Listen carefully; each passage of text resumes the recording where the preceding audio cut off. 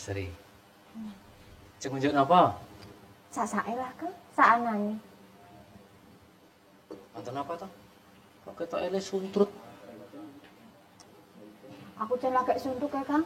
Lah kenging napa? Aku bar diseneni bapak. Lho, lah kok saged? Lagi nek yo ngerti to, Kang. Nek aku ki seneng nari, seneng joget. Mangke. Kok karo bapak ki mah ra oleh to. Lho kok iso ora oleh pripun to?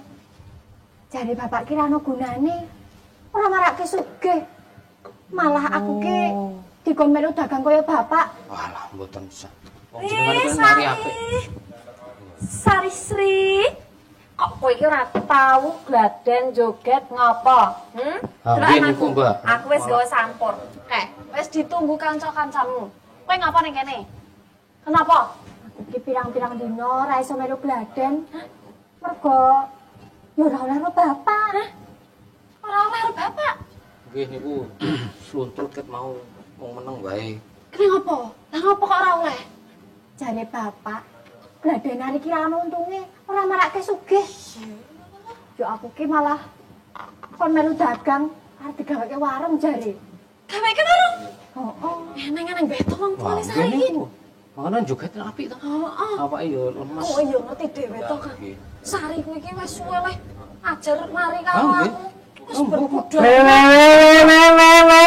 Nah iki Sebul neng kene. Golek mayeng-mayeng ya malah jenggonggok neng kene. mayem-mayem. Kenapa to Pak Agus? Iki lho. Sisri iki lho, kandhanane ngeyel. Wong rasa kon nari, rasa kon joget tok ngeyel wae lho. Kang, tak kandhani yo. Sri kuwi ngapa ora oleh gladen? Loh, ora oleh joget, ora oleh nari, kuwi sakalku to. Jarene, Jogete apik lho Pak Agus. jarene Sri. Kowe ora ngolehke gladen, tekne kon dagang to? Lah iya lho. Anak bakal ki turune dadi bakul. Nari joget ki untunge apa? Ana Apa? untunge. Siji, Oh, srawung. rawung. Loro, berbakat. Berbakat. Telu. Apa ya? Oh, nek pengen ana duwite. Ah. Pak Pati sana Pak Pati iki. Apa? Nek iso pinter wis gedhe jenenge. Wah, iso-iso iki tukang luar negeri dadi duta. Nek dadi duta jenenge sapa sing apik? Jenengmu to. Dadi kondang lho Pak. Saiki sik tak takon. Apa? Papat ki mau marahi sugih.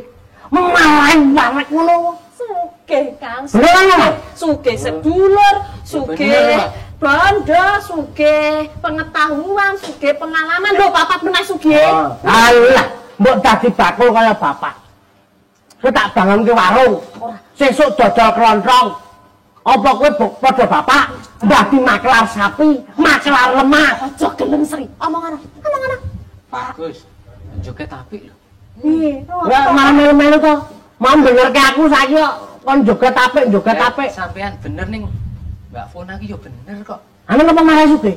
Apa marahi warak? Nek aku ki seneng to, Pak. Nah. Tur meneh iki uri-uri kabudayan. Bener. Wong calon saiki ki yo akeh sing melu kok. Bener kuwi Sri. Lho ora kaya wong tua jaman biyen to. Sri. Leres. Iki ana apa to kok dorame iki? Ngopo, Gus? Ayo arep ngopo? Kok dorame iki mau ngopo anakmu? Sisri anakku kuwi kandhanane ngayal. Tak pengen oleh melu joget, oleh melu gladan nari. Ngayal. Ngayal. Kowe sing ora masuk, Kang. Engko sik to. Sisir iki rak ya senengane joget to. Joget ki ya klebu perangane seni lan budaya, Gus. Alah, seni budaya apa marahi sugih, apa marahi warak, apa marahi lemu. Iya. Kowe iki ora ngerti manfaate seni lan budaya. Manfaate ki apa? Nek kowe arep ngerti manfaate seni lan budaya kuwi, yo saiki takon karo narasumber ning kono kae. Ning narasi lintas generasi.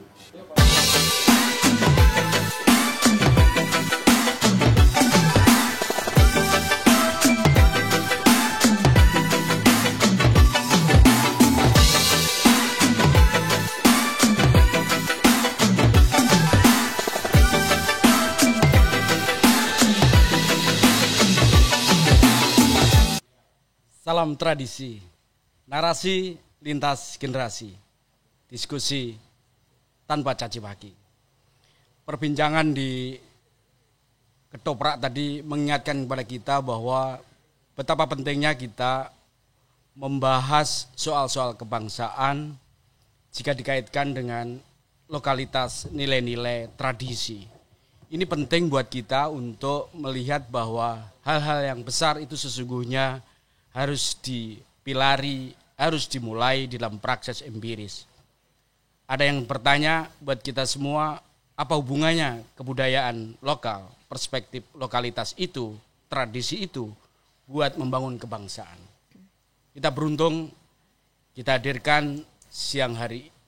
Kali ini kita akan mendiskusikan itu dengan menghadirkan narasumber yang sangat kompeten di bidangnya. Membahas persoalan hubungan narasi lokal dengan soal kebangsaan. Kanjeng Pangeran Haryo Notonegoro. Beliau adalah pengageng di Keraton Yogyakarta yang itu nanti akan kita ajak untuk mendiskusikan, membahas ini semua. Dan saya ajak juga nanti Mirna, generasi milenial yang akan membincangkan soal ini.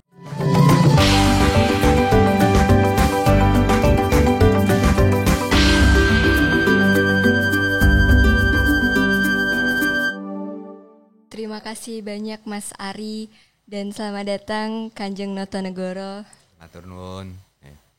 Ya, jadi gini Mas, dari tema kita sendiri kan pendekatan budaya dari tradisi lokal yang bisa membangun nilai kebangsaan. Nah, dari tema itu saya ingin menanyakan bagaimana apakah Mas Kanjeng sendiri itu setuju dari pendekatan tradisi dan budaya tersebut bisa membangun nilai kebangsaan?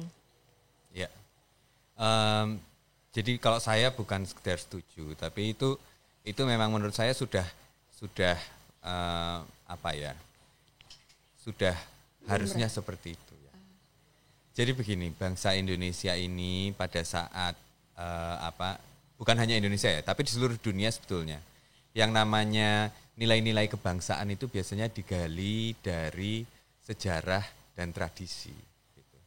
Jadi bangsa Perancis itu menyatakan dirinya sebagai bangsa Perancis karena dia berbahasa Perancis, karena dia memiliki tradisi-tradisi, kan seperti itu. Gitu. Nah, kita juga menjadi orang Indonesia karena kita mempunyai adat, tradisi, nilai, values yang kita yakini. Begitu.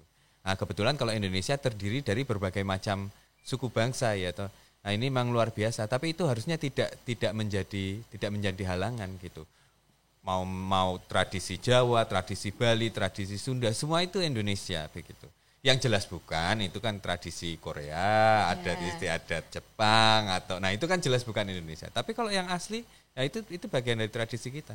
Jadi menurut saya ada masalah itu dan ada kepentingan sebetulnya, ada kepentingan di mana kita perlu melihat tradisi kita sendiri ini sebagai suatu kekayaan yang bisa diapresiasi dan dinikmati oleh generasi muda sekarang gitu. Sekarang kan yang menjadi concern terbesar saya itu adalah anak-anak muda sekarang kok lebih hafal lagu-lagu Korea, lebih bisa kalau ngedance Korea itu jago-jago sekarang gitu ya. Bener, Pak. Dandanan juga dandanan Korea gitu. Sementara kalau harus pakai batik aja, nggak usah pakai berbusana Jawa, pakai batik aja kuno. Rasanya berat sekali. Rasanya kok kuno, kayak bapak-bapak gitu kan.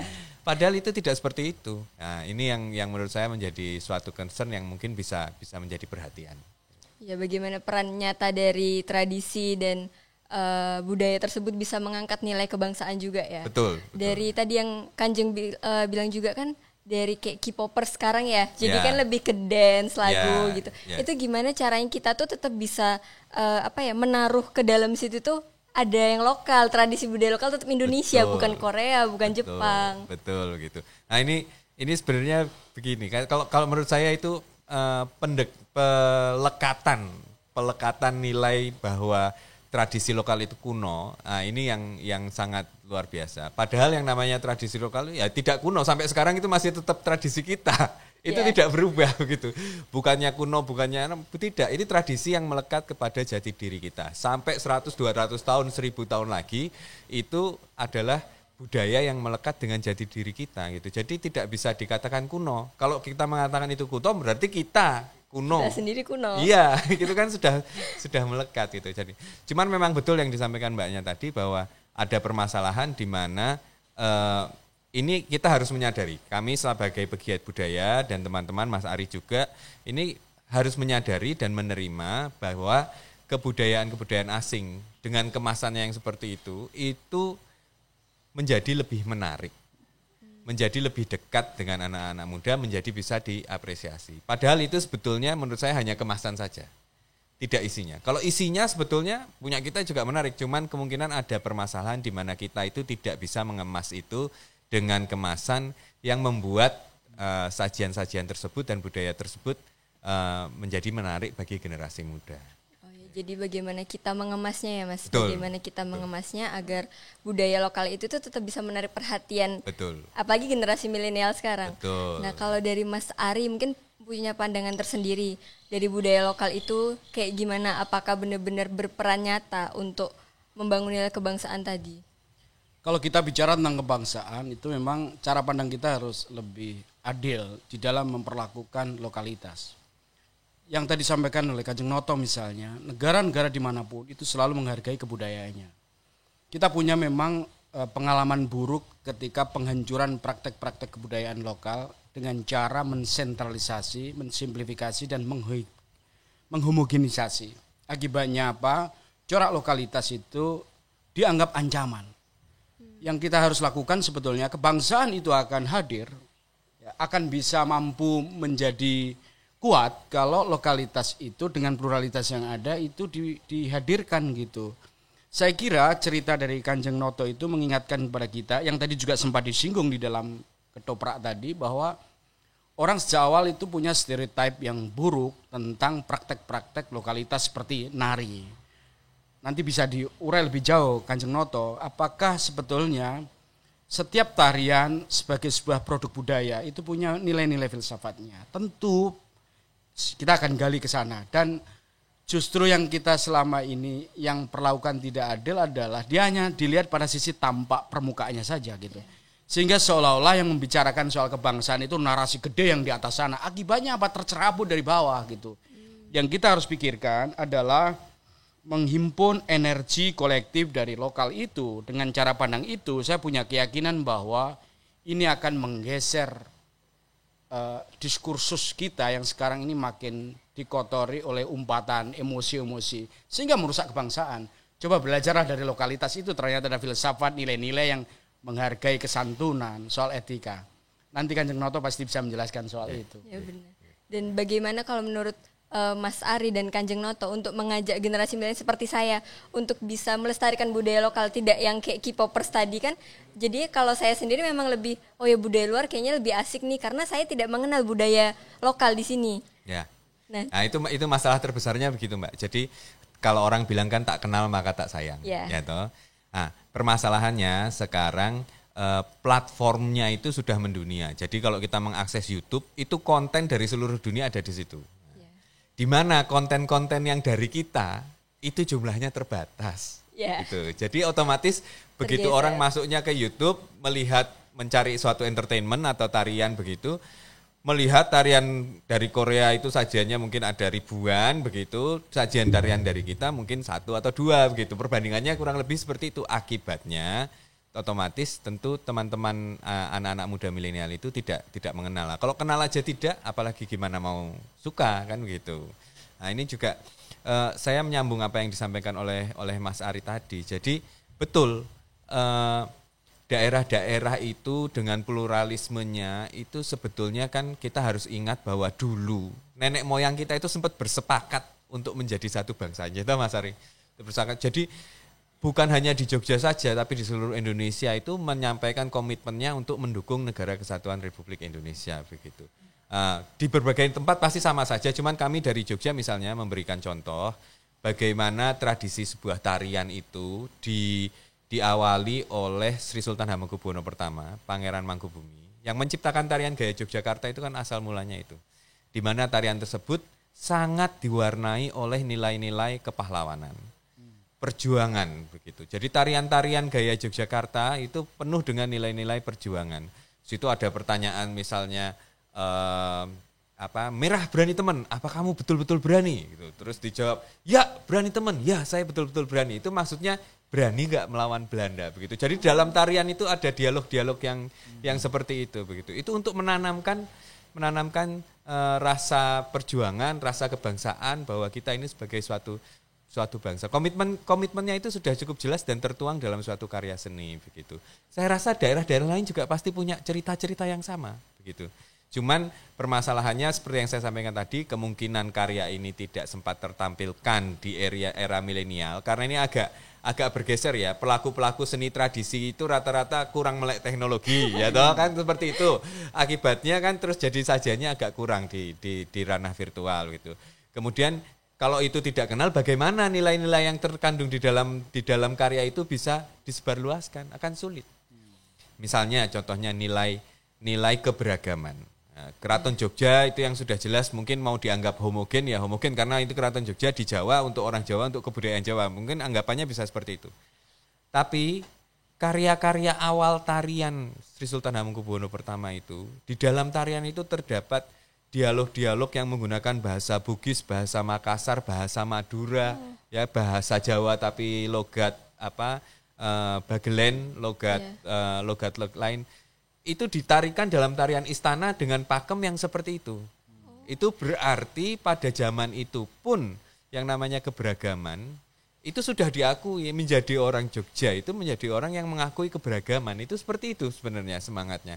Itu sejak awal sudah ada bukti sejarahnya begitu loh. Tidak hanya sekedar tulisan tapi terlihat dalam bukti sejarahnya dalam bentuk tarian. Nah, ini seperti ini. Kalau boleh diinterpretasikan sebetulnya seni atau tari itu juga mencerminkan karakter keindonesiaan. Yang kita perlukan sebetulnya adalah bagaimana tari sebagai ekspresi simbolik itu dibedah maknanya gitu. Nah, ruang publik ini harus diisi itu. Nah, supaya kalau bicara kebangsaan tidak hanya interpretasi hukum, interpretasi politik, ternyata kebangsaan bisa dibaca dalam perspektif kebudayaan. Ini yang juga mengingatkan pada kita bahwa bangsa yang besar salah satunya bangsa yang menghargai budayanya. Perlakuan atas kebudayaan itu akan menjadi karakter sebuah bangsa. Kalau kebudayaannya aja nggak diperlakukan secara adil, mana mungkin dia bisa berwatak demokratis. Benar. Mungkin begitu ya kalau kalangan milenial. Iya benar. Kalau kita kuliah dulu ya, ini Mas Ari ini kakak kelas saya kuliah. Kalau kita kuliah dulu kan kita mengakui bahwa hukum itu adalah produk politik. Politik itu adalah produk kebudayaan. Politik itu adalah suatu produk kebudayaan. Iya. Jadi bagaimana kebudayaan itu berkembang, kemudian dari zaman city state Aten dan sebagainya, bagaimana mereka memilih pemimpin dan sebagainya, itu kan adalah suatu produk kebudayaan gitu. Jadi kalau kita terus berbicara politik, berbicara hukum, tidak memahami aspek kebudayaannya, nah ini repot. Nah kalau sekarang itu lebih ke zaman sekarang ini Kanjeng sama Mas Ari. Saya sendiri nih kalau mau mempelajari namanya kebudayaan, apa ya yang bisa membuat saya itu tertarik dengan kebudayaan? Kan kita tuh dengan kebangsaan mungkin kita bisa dengan meraih cita-cita, dengan dengan bahasa bahasa sehari-hari seperti itu. Cuman kan kalau tadi bahasanya juga tinggi dengan bagaimana kebangsaan itu dengan milenialitas itu. Nah bagaimana supaya saya perwakilan generasi milenial yang bisa tertarik dalam kebudayaan itu. Karena itu saya kira tantangan sekarang adalah bangsa Indonesia, dalam hal ini pemerintah misalnya yang punya kewenangan soal itu, beri ruang buat anak muda berkiprah. Dialog lintas generasi misalnya itu sebetulnya adalah membicarakan apa yang sebetulnya produk sejarah diinterpretasikan oleh anak-anak muda. Jangan para pendahulu atau yang lebih senior memaksakan pada anak muda. Tapi beri ruang mereka anak muda menginterpretasikan karya sejarah gitu. Untuk berkolaborasi. Nah, itu artinya istilahnya Kanjeng Noto tadi, pakailah teknologi. Supaya anak muda ini senang gitu, visualisasi. Supaya tari ini menjadi enak dipandang buat anak-anak muda, supaya mereka juga tertarik untuk melajarinya. Bedah itu gitu. Dibedah lewat apa? Bukan hanya seminar atau diskusi di kampus gitu. Tapi sajikan di ruang-ruang publik ya. Apakah lewat mob dan sebagainya. Ya, dan saya lihat itu ada di YouTube flash mob. Itu maksudnya apa? Karena dengan cara seperti itu, ternyata asik juga gitu. Ini saya bayangkan kalau anak muda bisa punya ruang untuk membicarakan itu. Saya punya optimisme, kecerdasan anak muda ini akan makin berisi dan bermakna. Jadi Saya setuju dengan Mas Ari tadi yang disampaikan Mas Ari tadi. Jadi bagaimana narasinya itu harus kita balik.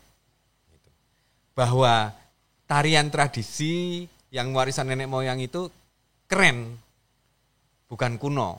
Dan saya rasa sekarang narasinya sudah mulai berbalik ya. Sebagian besar anak-anak muda itu sudah mulai, karena begini, anak muda zaman sekarang kan sudah tidak eksklusif lagi, dalam artian kalau dulu misalnya bisa tarian Jepang atau gaya-gaya K-pop itu kan kesannya eksklusif ya, karena bisa. Kalau sekarang semua orang punya akses, jadi sudah tidak heboh begitu.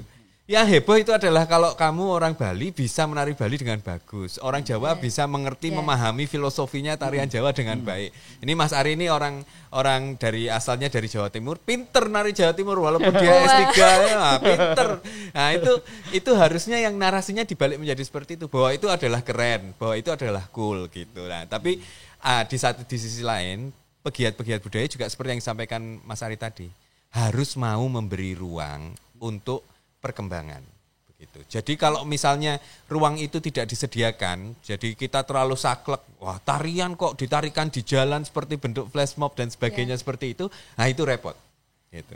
Tapi ruang itu harus disediakan karena ruang itu merengkuh anak-anak muda untuk melihat seperti itu, kemudian mengikuti tarian flash mob yang ada di jalan itu mungkin sudah ditonton jutaan orang, kemudian dilakukan ribuan kali di seluruh Indonesia gitu. Nah ini menurut saya sangat penting bagaimana ruang itu diberikan. Gitu. Kami saja yang dari keraton, di mana tarian itu istilahnya ritual, bukan sekedar sakral ya kan. Dulu tarian itu tidak boleh keluar dari keraton. Jadi mulai keluar dari keraton itu era Sri Sultan Hamengkubuwono ke-8 kalau saya tidak salah. Itu baru boleh dikeluar. Sebelumnya tidak boleh ditarikan dari keraton. Dan sampai sekarang pun masih tersendat-sendat. Nah ini kita mau keluar menampilkan ini karena ini menurut saya warisan untuk anak-anak muda. Ya kita mewariskan. Jangan kita kekepi, disengker, terus orang anak-anak muda tidak bisa mewarisi itu. Nanti yang salah nanti kita gitu. Nah, tapi Kanjeng itu tuh ada tantangan tersendiri nggak sih, kan itu juga sakral. Saya juga tadi tuh lihat, tapi kan tarian punya makna tersendiri. Apalagi tarian istana, itu kan punya makna yang dalam. Kalau ditarikan di luar kayak di sepanjang Malioboro itu kesakralannya kayak gimana? Apa? Jadi begini, tarian itu memang ada fungsi ritual, ada kesakralan, tapi kan juga ada fungsi entertainment, ya kan? Dari dulu yang namanya beksan itu sebutannya kelangenan dalam karena itu entertainment untuk ngarso dalam kan seperti itu. Nah, pada sisi-sisi tertentu itu ada yang sebetulnya bisa disajikan untuk masyarakat. Kalau tarian yang memang sakral itu ya itu kan disengker, itu bedoyo-bedoyo pusoko misalnya itu. Jangankan tampil di YouTube, orang mau nonton saja kalau tidak ada dawuh langsung dari ngarso dalem. Ini yang boleh nonton ini, lainnya dipersilahkan untuk keluar. Ini seperti itu kalau tarian-tarian yang sakral. Tapi kalau untuk masyarakat yang seperti flash mob itu kan dibuat baru, digubah baru berdasarkan tradisi yang sudah ada, digubah baru, disajikan, disesuaikan dengan minat anak muda sekarang gitu. Kalau dari kan biasanya nih Mas Ari kan kalau yang tarian kalau sakral dibawa keluar itu tuh ada tantangan tersendiri nggak sih, maksudnya gini, jadi di dalam itu orang-orang keraton tuh setuju nggak sih kalau tarian itu dibawa keluar gitu? Saya kira setiap karya itu ada konteksnya. Setiap generasi itu memiliki zamannya. Nah, Kanjeng Notongoro misalnya sebagai generasi pewaris di keraton tentu punya kemampuan untuk menerjemahkan tantangan yang ada sekarang. Karena tata untuk rakyat, interpretasikan, dia harus mengakar. Ya cara untuk mempopulerkan sebuah karya itu adalah cara bagian dari memberi pesan kepada rakyat. Itu yang mengingatkan kepada saya bahwa setiap produk kebudayaan, entah tari, puisi, itu adalah bagian ekspresi atas realitas. Sebuah tari itu lahir karena realitas. Ya kalau realitas bangsa sekarang berisi caci maki, sekarang realitas bangsa sekarang terjadi ketegangan gitu, ya tari yang di dalamnya mengingatkan kita tentang pentingnya kerukunan, kesopanan, dihadirkan untuk memberi pesan bahwa jangan cara begitu. Nah, tari dihadirkan itu yang saya sebut sebagai kontekstualisasi. Saya yakin kalau anak-anak muda mau menelisik ke sana pasti tertarik gitu.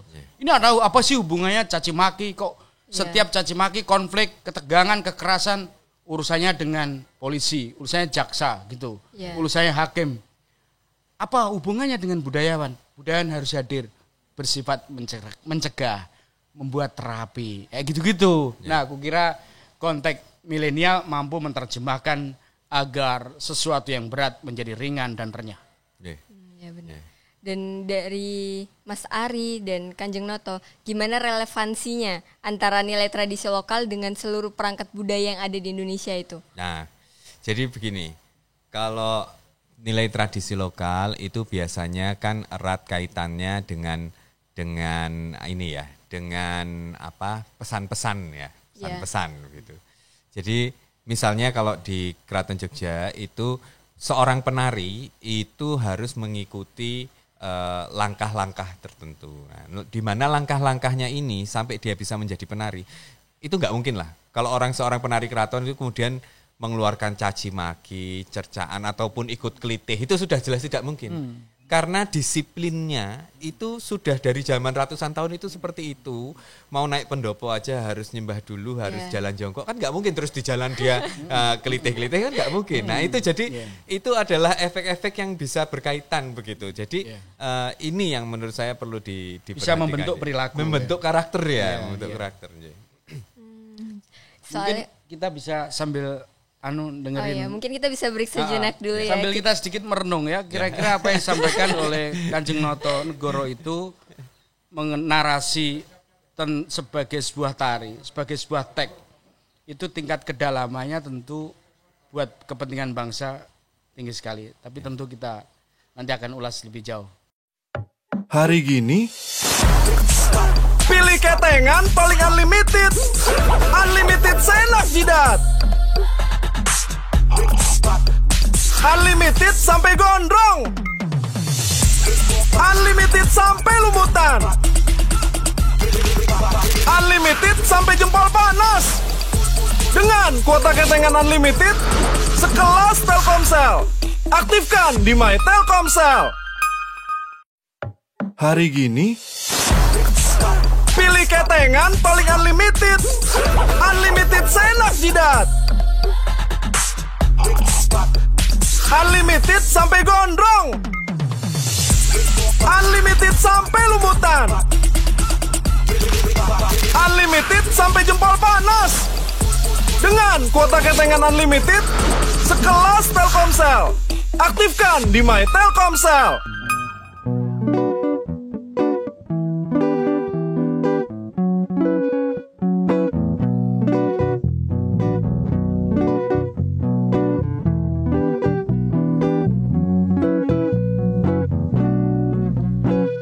Stasiun balapan Kuta Solo sing dari kenangan kowe karo aku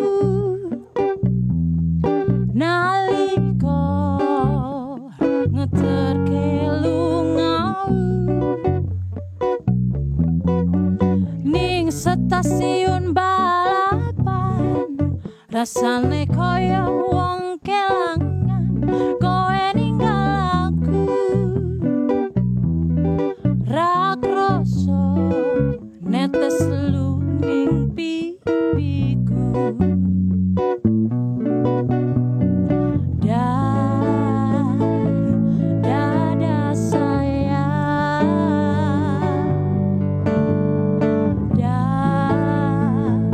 selamat jalan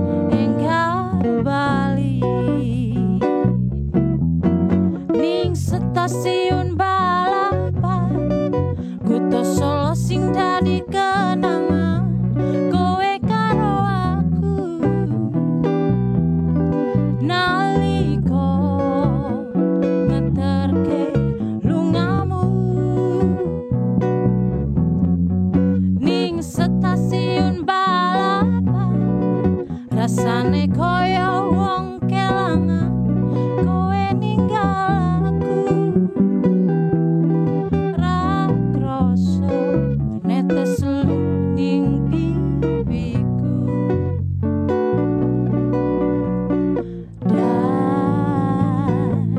dada sayang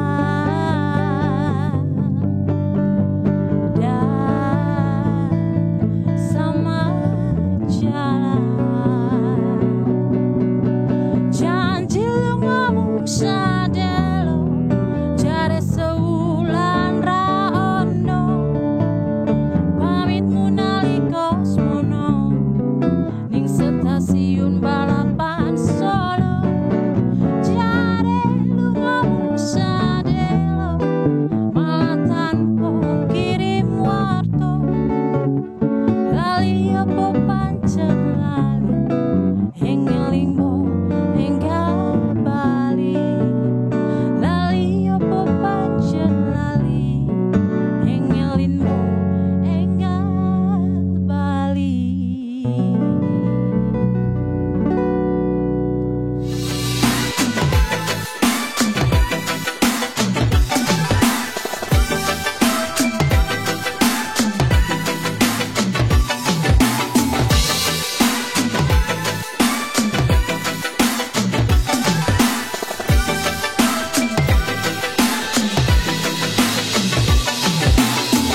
Kembali lagi di narasi lintas generasi. Mas Ari, kita itu di acara narasi lintas generasi Kanjeng Noto dimeriahkan juga oleh Mas Suryadi Serintil sebagai pelukis. Oh ya, pelukis ya ini.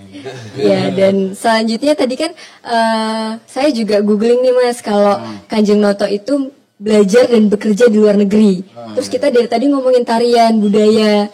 Kalau kita tantang, apakah Kanjeng Noto bisa nih nari Jawa? Ah, cocok itu, cocok ini Jogja. Jangan salah ya, saya mau tapi kalau ada sampur nggak? Tapi begini, jadi saya bukan seorang penari. Cuman ini kalau mau ngomong masalah generasi, sama saya sama Mas Ari kan satu generasi ya. Iya. Itu kami itu masih bisa. Oh, Generasi kami itu masih bisa menari, itu semua itu masih bisa. Walaupun Mas Ari sekarang sebagai dokter, sebentar lagi guru besar ya toh. Saya sebagai pengagung, saya pernah kerja di luar negeri dan sebagainya. Kami itu nari masih bisa. Wah, saya yang kalau saya nggak bisa nari. Sekarang tantangannya anak-anak muda sekarang ini bisa apa enggak? Tarian tradisi kami masih bisa. Enggak percaya? Ayo, mana sampurnya mana sampurnya? Sampurnya mana sampur? Ada sampur ya? Itu. Nih, monggo. Ini ternyata ini. Iya. Wah, pas.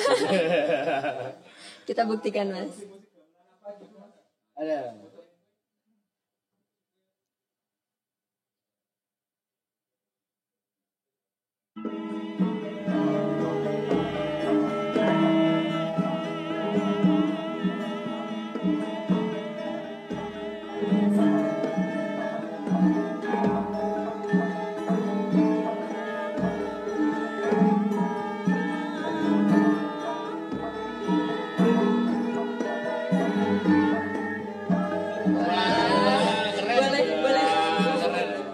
Mungkin boleh Mas Ari juga ya Kanjeng Noto. Saya juga Mas Ari gimana Mas Ari? Bisa enggak? Mau sampur Mas?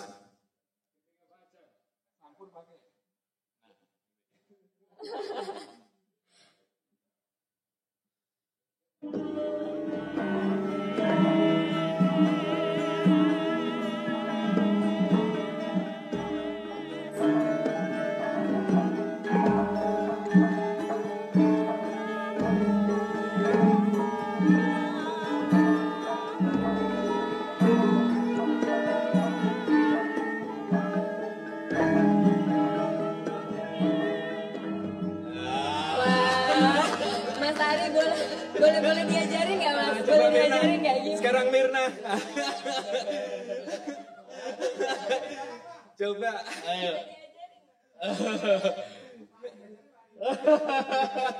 Tuh lihat tuh. Oke. Ini yang saya sama Mas Ari pengen menantang anak-anak muda, generasi muda milenial sekarang. Oke, nggak apa-apa, kalian bisa tarian Korea, jagoan K-pop, jagoan tarian kamu sendiri bisa nggak? Iya. Itu bukan tarian orang lain loh itu. Itu tarian punya kamu. Bukan punya orang lain, punya kalian sendiri. Nah, itu bisa atau tidak? Saya malu banget ini Mas, nggak bisa nari dong. Tantangan, nggak perlu malu tapi tantangan. Iya, mungkin bisa diajarin ya. Kapan-kapan harus belajar ke beliau. Tapi kayaknya susah banget ya Mas, apalagi tuh tadi namanya apa, pendak ya? Mendak. Mendak. Kalau mendak itu memang membutuhkan banyak tenaga. Kalau sudah seusia saya ini mendekati setengah abad. Kalau Mas Ari ini kan seorang pendekar. Jadi kuda-kudanya bagus. Kalau saya ini kan sudah mendak itu memang berat. Jadi dan beberapa tarian di Indonesia memang membutuhkan itu. Jawa, Bali itu rata-rata mendak gitu ya. Tapi kalau daerah lain mungkin ada yang tidak. Tapi tidak masalah. Karena itu tuh berasa tadi udah kaku banget, malu banget tadi ya. Tapi semua hal bisa dipelajari. Susah nggak sih belajar berapa lama Mas Kanjeng? Belajar menari itu kemungkinan satu tarian ya, tergantung ya, satu tarian sampai bisa menarikan itu ya cukup untuk bisa ditampilkan, itu kemungkinan butuh waktu sekitar 3 bulan. 3 bulan. Kalau sampai bagus, nah itu lain, karena belajar menari itu orang Indonesia itu tariannya, mohon maaf, tidak sama dengan tarian-tarian luar. Orang Indonesia itu di semua, saya perhatikan di semua ini, ada maknanya. Gerakan ini maknanya apa, gerakan ini maknanya apa. Mungkin apa salah yang satunya Kanjeng, yang tadi mendak dengan tangan yang itu tuh apa artinya? Ini kalau yang saya peragakan tadi itu adalah ragam tari Jogja, jogetan impur. Ya, jogetan impur itu memang harus seperti itu karena itu menampilkan karakter yang lugu. Jadi prasojo, lugu, tidak terlalu banyak macak begitu ya. Ini biasanya karakter seperti ini ditarikan oleh karakter-karakter seperti Harjuna gitu, Puntadewa. Nanti kalau ada karakter raksasa ada lain lagi, karakter ada macam-macam gitu. Nah, ini perlu dibedah tersendiri. Ya, itu perlu dibedah tersendiri. Nah, jadi setiap gerakan itu sebetulnya punya makna. Jadi kalau mau menarikan yang bagus ya harus tahu sampai ke dalamnya. Nah, itu yang butuh waktu bertahun-tahun. Nah, Kanjeng sama Mas Ari, kan saya nggak mungkin kalau sekarang lagi masa COVID juga nggak mungkin kan sering ketemu pagi, sangat susah. Itu gimana saya mempelajarinya? Apakah bisa lihat YouTube? Itu ada nggak sih medianya? Mungkin tutorialnya ya, lebih kerennya bahasanya gitu kali ya. Kalau yang untuk Keraton Jogja ada. Jadi kami sudah menyediakan tutorial ragam-ragam tarian, itu ada di YouTube-nya Keraton Jogja. Untuk berbagai karakter, kemudian ada beberapa tutorial juga tarian-tarian gampang. Tarian-tarian gampang itu yang kita tarikan di flash mob. Jadi maksimal 3 menit, 5 menit, itu kan sudah enak. Mulailah dengan yang itu. Itu yang mudah, gampang. Nanti kalau itu ternyata sudah enak menarikan, tambah lagi tingkatannya yang lebih bisa tinggi. Untuk olahraga. Nah, itu tari itu menghabiskan banyak energi dan mengeluarkan keringat itu lumayan. Bakar kolesterol itu. Soalnya kan sekarang memang apa-apa online. Kalau belajar dari online itu kayaknya asik gitu ya kan. Jadi kan saya mungkin ikut flash mob bisa kali-kali ya. Bisa, karena sudah ada tutorialnya. Tutorialnya sudah ada untuk putri ada, untuk yang golek merah itu untuk putri ada, untuk kakung ada. Itu yang mengisi maksudnya generasi milenial atau sudah jadi begini, pada waktu kita meluncurkan flash mob itu, kemudian datanglah demand untuk kita meluncurkan tutorialnya gitu. Kemudian ini sampai terbentuk organisasi-organisasi yang kembali belajar nari, misalnya ada keluarga alumni Gajah Mada begitu ya, yang belajar nari dari flash mob itu, kemudian sekarang sudah merambah ke tarian-tarian yang lebih kompleks gitu. Itu di Jakarta saja anggotanya ada 300-an lebih setahu saya. Itu gara-gara flash mob itu tadi. Nah, kemudian ada Ikatan Dokter kemarin juga yang ikut mau menampilkan tarian itu. Nah, itu kita sediakan. Jadi menurut saya responsnya dari milenial itu cukup baik. Jadi ada tren di mana milenial ingin kembali melestarikan budayanya sendiri. Nah, itu teman-teman milenial ini jangan sampai ketinggalan. Saya lihat juga itu ada beberapa anak-anak muda yang membuat kafe misalnya, itu kan membuat simbol-simbol masa lalu yang dihadirkan sebetulnya adalah bagian untuk belajar pada sejarah. Saya yakin kalau tari ini bisa dikemas dengan baik dan tidak hanya melihat sisi geraknya saja, tapi maknanya nanti bertahap. Tadi Mirna mengatakan apa susah enggak itu. Ini kan tergantung kemauan. You bisa sekolah itu juga susah, ngapain juga. Tapi kalau itu bisa dilakukan menjadi culture, karena kebudayaan itu akan mampu membuat kita itu tidak hitam putih cara melihat realitas gitu. Dengan tari orang akan bisa merasakan, karena gerak itu kan juga dirasakan. Peran Buto dengan peran Harjuno itu beda gitu. Dan saya juga dulu ingat bahwa dari tari itulah kita akan bisa bercermin kebudayaan seseorang dan karakter. Saya kira poinnya itu. Dan saya berharap kalau kita bicara pada topik ini sambil kita rangkum sekalian ya Mirna, bahwa nilai-nilai lokal yang kita kembangkan sebagai bagian pilar kebangsaan itu sekali lagi bukan berarti anti pada kultur asing, bukan. Tapi kita mencoba menyajikan bahwa kita angkat kultur lokal, nilai-nilai lokal itu dengan maksud bahwa membaca kebangsaan itu dari cara pinggiran. Penghargaan kita atas nilai-nilai lokal itu akan mampu mempermudah menghimpun energi kolektif tentang kebangsaan. Itu jauh lebih berharga dibandingkan anak-anak muda hanya disajikan pada menu-menu yang membuat orang gampang marah. Kalau orang melihat flash mob misalnya atau tari-tarian yang lebih jauh dari itu, pasti akan tersenyum. Pasti akan terasa, kok bisa kakinya begitu, kok geraknya begitu, bisa aja gitu. Dan kita mencontoh dengan pengalaman masa lalu itu supaya melahirkan kreativitas baru. Tidak mesti generasi muda harus seperti dulu, bukan.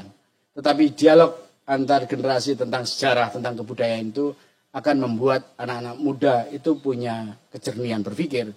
Karena masa depan kita itu ditentukan kualitas generasi hari ini.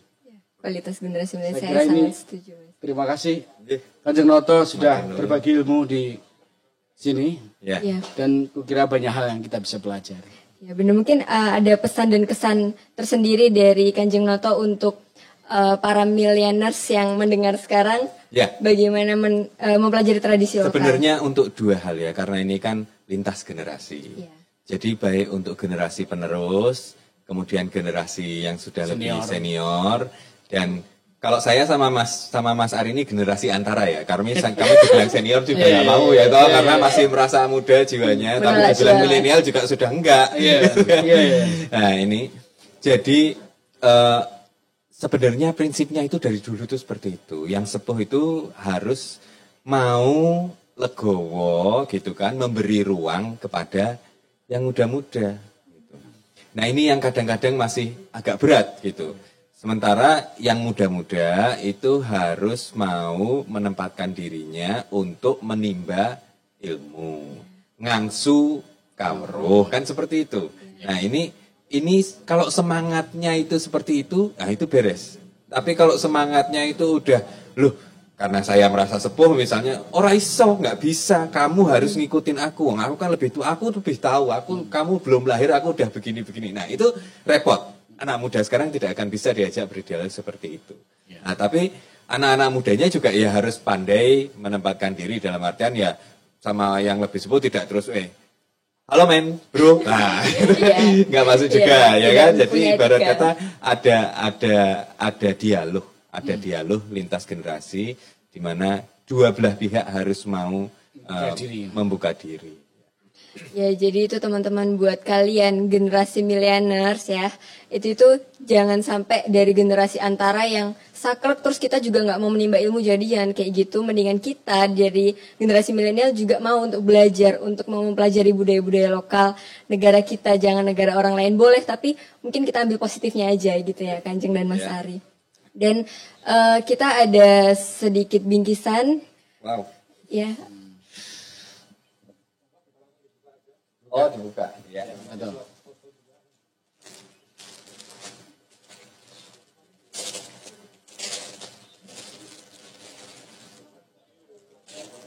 Terima kasih. Lukisan. Ini ada Mas Rinde, Mas Riyadi, silakan Mas. Ya, ini lukisannya Kanjeng. Wes, Lebih ganteng lukisannya daripada oh. Itu bersama. Ya, acara ini diselenggarakan di G-Spot, Gallery of Serendipity and Opportunity. Acara ini juga diproduksi oleh Jampro Kreatif dan Sanggar Maus Tradisi. Lalu acara ini disponsori oleh Telkomsel. Combo Sakti Telkomsel. Sakti Sakti teleponan, Sakti Sakti sosmedan, Sakti Sakti streamingan, semua jadi satu. Satu di Combo Sakti Telkomsel. AKTI Combo Sakti Telkomsel. Sakti Sakti teleponan, Sakti Sakti sosmedan, Sakti Sakti streamingan, Combo Sakti Telkomsel. Sakti buat pakai aplikasi apa aja, kapan aja. Combo Sakti Telkomsel, gak worry, 30 hari.